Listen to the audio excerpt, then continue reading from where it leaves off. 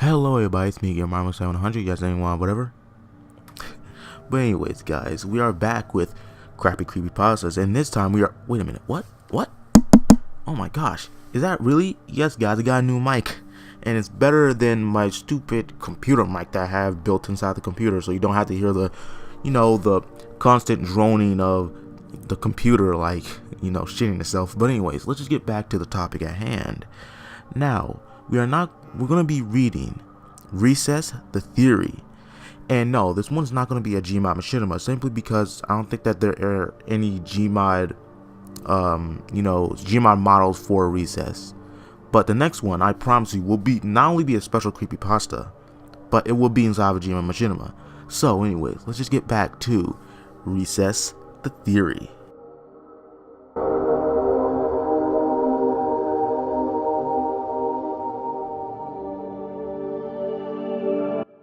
The playground is a place where all the kids gather for recess, but have you ever noticed the patterns of the characters? All of them are the same age throughout the entire series. I will explain this to you. 3rd Street School was built after World War I. TJ was among the first students to attend. He was always proven to be the strong leader, running for 4th grade president in 1928, a year before the Great Depression began. However, the current principal at the time was making budget cuts on certain lunch items, attempting to lead a revolt. What? TJ was hit by an ice cream truck during a student walkout in 1929. TJ's spirit still lives on through the playground, teaching kids how to stand up for their rights.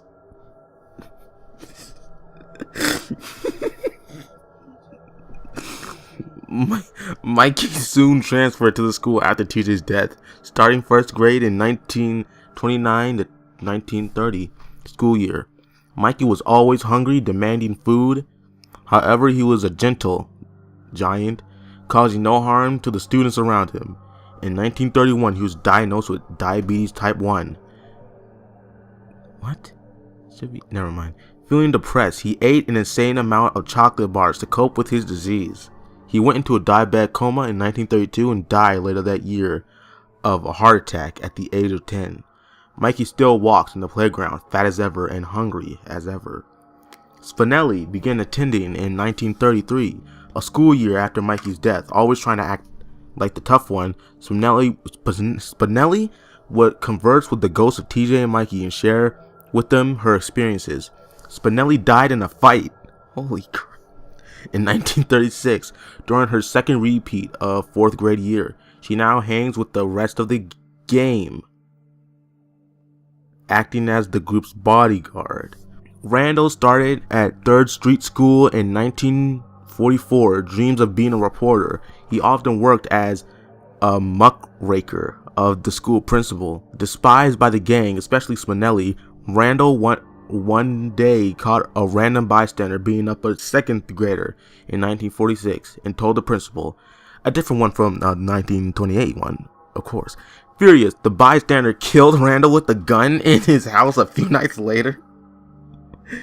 He was struck in the head and killed instantly. Randall is still known as 3rd Street's best snitch. Gus began school in 1951. He was often quiet and kept to himself. He conversed with TJ, Spinelli, and Mikey a lot. As the ghosts were his only friends, he was often the target of the playground bullies. One fateful night in 1953, Gus was walking home from school, in tears and covered in dirt and blood. He was beaten up by the neighborhood bullies the previous day, and his parents had forgotten to pick him up. Gus collapsed on the sidewalk in front of his house as he was turning to walk towards the door. He died on New Year's Day, 1954. Wait, what? Gus is viewed as the nerdy kid of the group, often keeping to himself and avoiding dirt and filth. When the Tylers began school in 1958, the Ashleys were already in school, living the dream as top-notch 4th graders.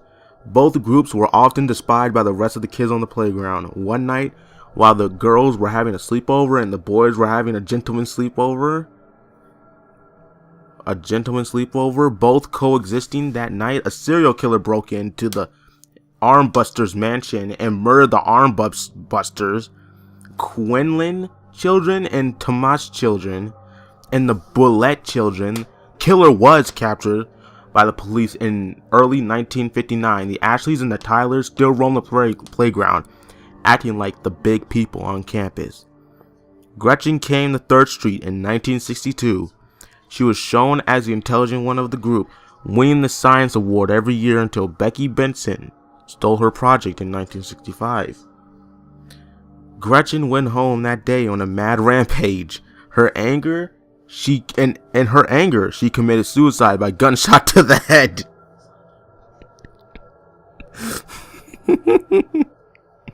She's still the more intelligent of the ghosts in the group, and is even willing to tutor her friends when the time calls for it. Why? Diggers Sam and Dave attended 3rd Street School a while after Gretchen's death. Beginning in 1968, both boys were always interested in digging. In the summer of 1971, they were caved in while exploring an old cave mine. They never got out and died 2 weeks later after being trapped. They digged near the school playground, afraid that digging outside the school grounds would cause them to lose their lives in the afterlife. Vince, who was the last to join the gang, attended the school in 1978, just as the Disco 70s were coming to a close. Vince worked on his basketball career, often of dreaming of making the NBA, inspired by famous NBA stars of the time. One day in 1982, he tripped and broke his leg and was told he would never be able to play basketball anymore. Devastated by this, Vince attempted to take his own life in 1983. As a result, he was sent to an insane asylum where he died in 1988. Vince plays a wide variety of sports in the afterlife, as the protagonist gang of ghosts was finally complete upon Vince's death. King Bob is known as the king of the playground. After winning class president of the 4th grade in 1991, King Bob was always a fair ruler. What? After going crazy with power, the 4th grade body led a coup. What? King Bob was not allowed to run for president during the 1992-1993 school year. As a result, he murdered the entire school body. What is this? In one night by breaking into their houses and stabbing them to death. He was sent to juvenile detention in fall 1995 and stayed there until he was killed by another prisoner in 2001 at the 5th Street Correctional Facility at the age of 20. Due to the tragedies caused by the 3rd Street School playground, the school was shut down and deserted in the summer of 2002. The last class of 5th graders leaving in 2001 on the 74th anniversary of TJ's death. However, this event did not affect the school playground nor its current residents. The ghosts of the fallen children still frolic and play around the playground of the 3rd Street School as if it never shut down. Oh, there's a note here that says, "Sorry if I ruined your childhood. Trust me, you did not."